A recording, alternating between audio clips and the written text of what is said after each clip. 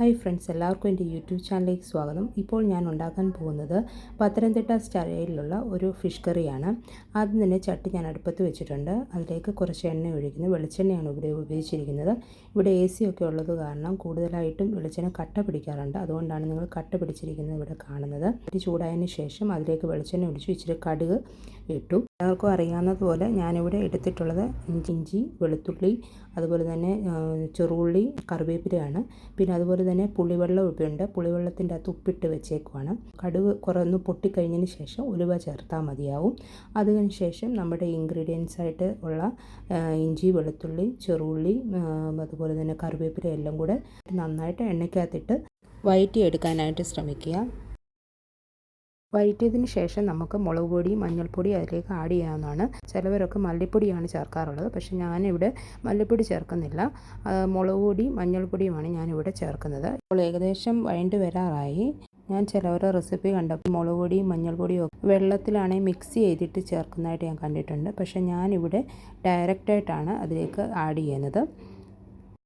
അപ്പോൾ ഇവിടെ വഴണ്ട് വന്നിട്ടുണ്ട്. അപ്പം ഞാൻ ഇതിലേക്കാണെങ്കിൽ നമ്മുടെ മുളക് പൊടിയും മഞ്ഞൾപ്പൊടിയും ഇപ്പോൾ ആഡ് ചെയ്യുവാണ്. ഇനി അതിലേക്കാണെങ്കിൽ എടുത്തു വെച്ചിരിക്കുന്ന പുളിവെള്ളം, ഉപ്പിട്ട പുളിവെള്ളം അതിലേക്ക് മിക്സ് ചെയ്യുവാണ്. അതിന് ശേഷം നമുക്ക് ഇളക്കി കൊടുക്കാം. എത്രമാത്രം പുളിവെള്ളം ആ എണ്ണയിൽ കിടന്ന് മൊരിയുന്നു അത്രമാത്രം നമ്മുടെ മീനിന് രുചി കൂടും. മീൻ അനുസരിച്ച് വെച്ച് വെള്ളം അതിലേക്ക് ആഡ് വെച്ചാൽ ഞാനിവിടെ മീൻ ഇവിടെ ക്ലീൻ ആക്കി വെച്ചിട്ടുണ്ട്. ഇവിടെ നമ്മൾ പുളിവെള്ളം ആഡ് ചെയ്യുമ്പോൾ ആദ്യത്തെ വെള്ളം രണ്ടാമത്തെ വെള്ളമാണ് ഞാൻ യൂസ് ചെയ്യാറുള്ളത്. അപ്പോൾ ആ വെള്ളം ഒന്ന് പുളി കഴുകിയതിന് ശേഷം അതിലേക്ക് ഉപ്പിട്ട് വെക്കാറുള്ളത്. അതിനുശേഷം ആ വെള്ളം എടുത്ത് ഇപ്പോൾ ഞാൻ അതിലേക്ക് ആഡ് ചെയ്യാണ്. ഇപ്പോൾ മീൻ മസാല നന്നായിട്ട് തിളച്ചതിന് ശേഷം നമുക്ക് കഴുകി വെച്ചിരിക്കുന്ന മീൻ അതിലേക്ക് ഇടാവുന്നതാണ്.